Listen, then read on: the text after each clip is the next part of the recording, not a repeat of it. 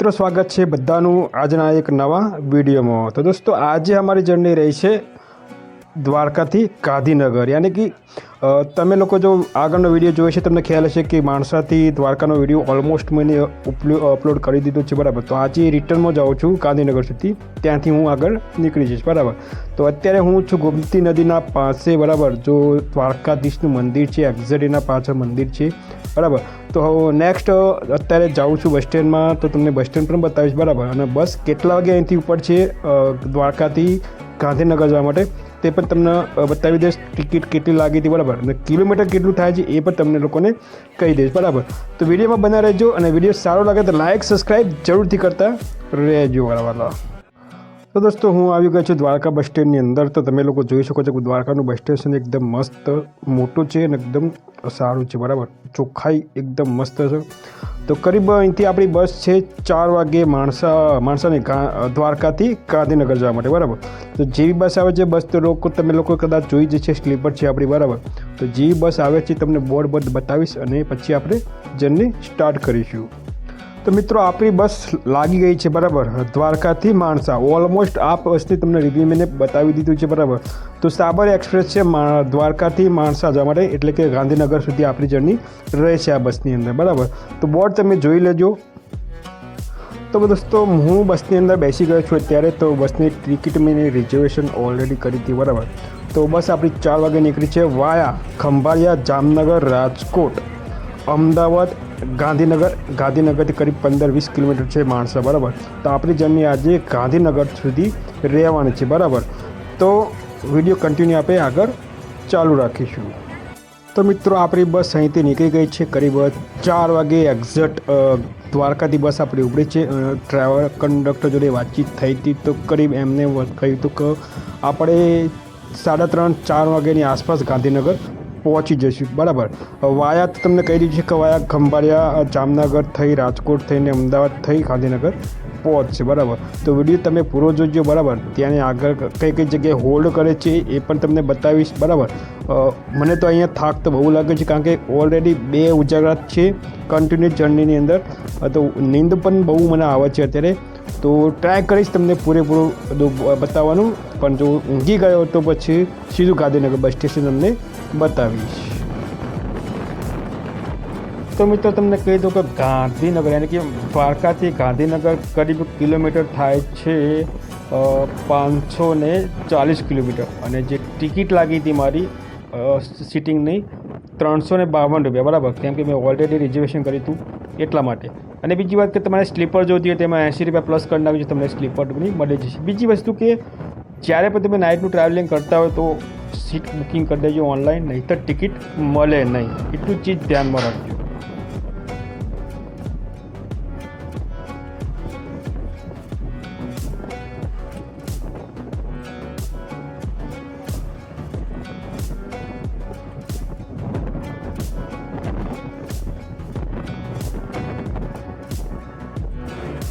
તો મિત્રો અત્યારે આપણે પહોંચી ચૂક્યા છીએ ખંભાળિયા સિટીની અંદર બરાબર, અને અહીંથી કરીબ સિટી તો બહુ અંદર છે ખંભાળિયાની।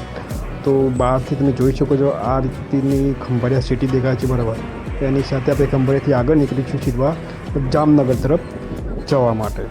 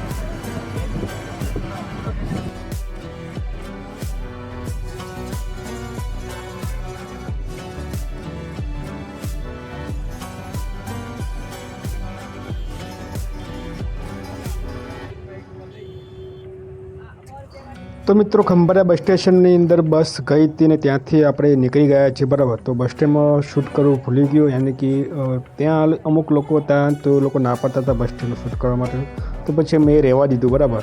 તો ખંભાળિયાથી આગળ આપણે જામનગર જવા નીકળી ગયા છીએ બરાબર. તો જામનગરનું બસ સ્ટેશન તમને બતાવીશ, એની સાથે રાજકોટનું બસ સ્ટેશન પણ તમને બતાવીશ બરાબર.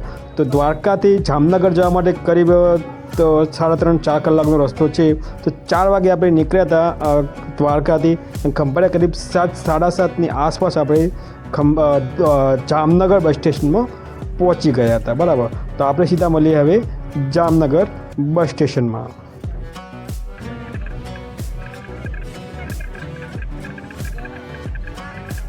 તો મિત્રો તમે જોઈ શકો છો કે જામનગર હવે થોડા બસ પહોંચી જઈશું થોડા ટાઈમની અંદર બરાબર. તો આજુબાજુનો વ્યૂ તમે જોઈ લેજો કે જામનગર છે એક ઇન્ડસ્ટ્રીયલ એરિયા છે, ત્યાં કંપની મોટી બહુ છે, ખાસ કરીને કે રિલાયન્સ કંપની ત્યાં મોટી છે બરાબર. તો આ રીતની કંપની આજુબાજુ બહુ મોટી છે જામનગર ખંભાળિયા હાઈવે પર. તો તમે જોઈ શકો છો બરાબર. હવે આપણે સીધા જામનગર બસ સ્ટેશનમાં મળીએ.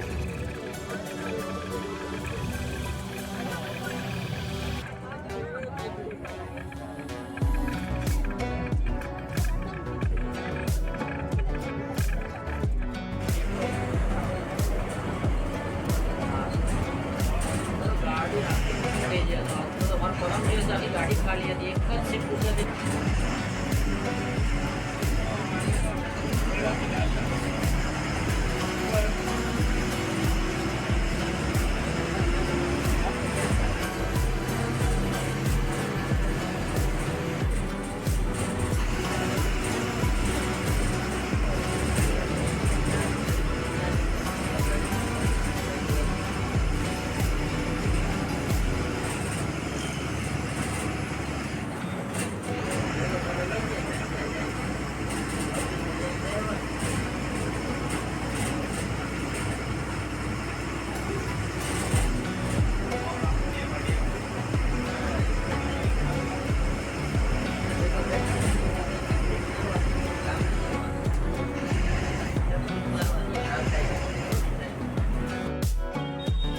તો મિત્રો આપણે પહોંચી ગયા છીએ જામનગર બસ સ્ટેશન, યાની કે સેન્ટ્રલ બસ સ્ટેશન છે જે જામનગરનું ત્યાં.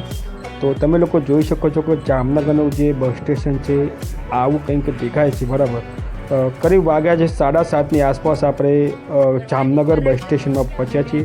તો જે લોકોને જામનગરથી અમદાવાદ જવું હોય તો આપણી બસ જે દ્વારકા માણસા છે 7:30 વાગે જામનગર બસ સ્ટેશનમાં આવી જશે. સ્લીપર કોચ બસ છે બરાબર. તો આ ટાઈપનું કંઈક જામનગર બસ સ્ટેશન દેખાય છે બરાબર. તો તમે જોઈ શકો છો. અને હવે આપણે સીધા મળીશું રાજકોટ બસ સ્ટેશનમાં.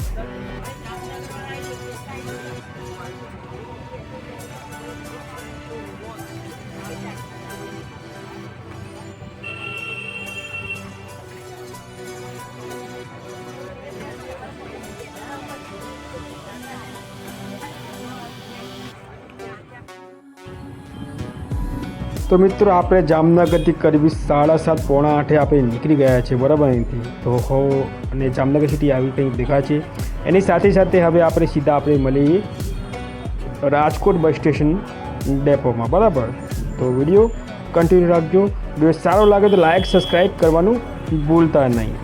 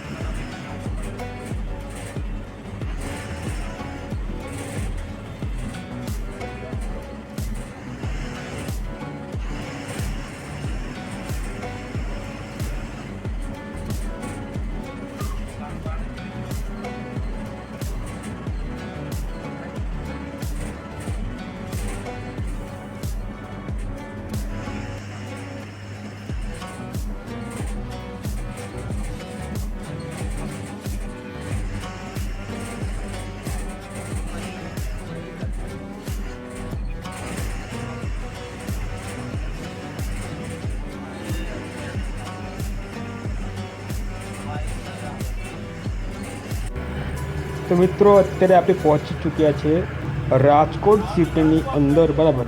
બસ બસ સ્ટેન્ડ આવી જ જવાનું છે અને બસ સ્ટેન્ડ કેવું છે હું તમને આગળ બતાવું છું.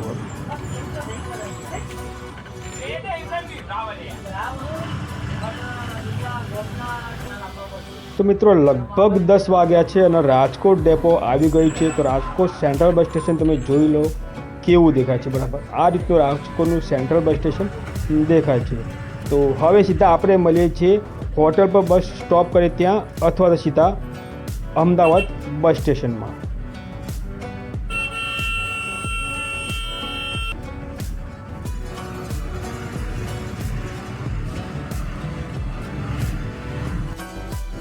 તો મિત્રો વાગે છે રાતના 10:15, એટલે કે 10 કલાક ને 15 મિનિટ, બરાબર. તો આપણી બસ રાજકોટથી નીકળી છે 10:15 અમદાવાદ તરફ જવા માટે, બરાબર. તો હવે આગળ હોટલ પર કદાચ જમવા માટે હોલ્ડ કરશે 15-20 મિનિટ માટે, અને ત્યાં પછી સીધા આપણે અમદાવાદ બસ સ્ટેશનમાં મળીશું. કારણ કે મને આવે છે હવે બહુ ઊંઘ, તો સીધા આપણે મળીએ હવે Ahmedabad central bus station Geeta મંદિરમાં.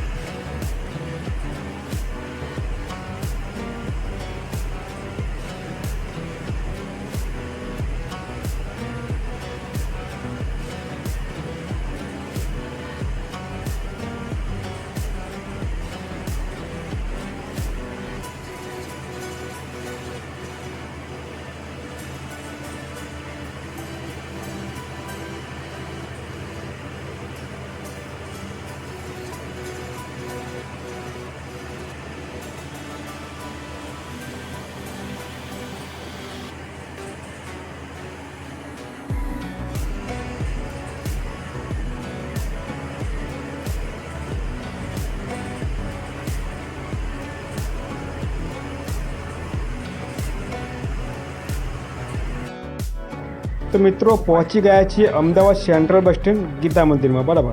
તો મને તો આવી હતી એટલી બધી ઊંઘ કે શું કહું તમને. તો બસ હોટલ પર રસ્તામાં હોલ્ડ કરી હતી, ત્યાં પણ હું ઉતર્યો નહીં, સીધું ગીતા મંદિર બસ સ્ટેશન તમને લોકોને બતાવું છું, બરાબર. તો વાગ્યા છે કરીબ 3 વાગે, 3 નહીં પણ 2:30 વાગ્યા છે અને આપણે પહોંચ્યા છીએ ગીતા મંદિર બસ સ્ટેશનમાં, બરાબર. તો સીધા મળીએ છીએ હવે આપણે ગાંધીનગર બસ સ્ટેશનમાં આપણે.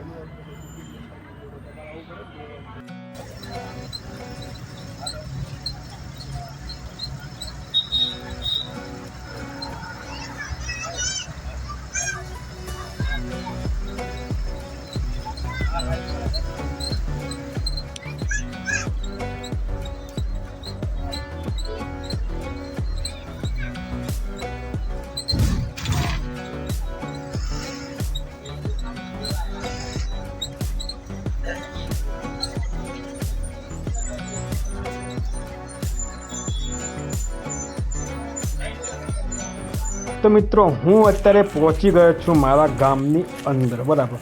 તો ગાંધીનગર કરીબ આપણે પહોંચ્યા હતા 3:30 વાગે. 3:30 વાગ્યાની આસપાસ જેવો બસમાં ઉતર્યો એવી તરત વિસનગરની બસ આવી. તો વિસનગરની બસ પકડીને હું બસમાં બેસી ગયો. વિસનગર ઉતર્યો તો ત્યાંથી મારા ગામની બસ હતી કરીબ 5:30 વાગે, બરાબર. તો ત્યાંથી હું સીધો ગામમાં આવી ગયો છું. તો આ ગામની અંદરથી ચાલતો ઘર તરફ જઈ રહ્યો છું, તે વિડીયો તમને શૂટ કરું છું, બરાબર. તો વિડીયો સારો લાગ્યો તો લાઇક, શેર અને સબસ્ક્રાઈબ જરૂર કરજો, કમેન્ટ બી કરજો, બરાબર. અને આગળ નેક્સ્ટ વિડીયોમાં હવે જલ્દી મળીશું. ત્યાં સુધી આવજો. બાય બાય, ટાટા, જય હિન્દ, જય ભારત, જય દ્વારકાધીશ.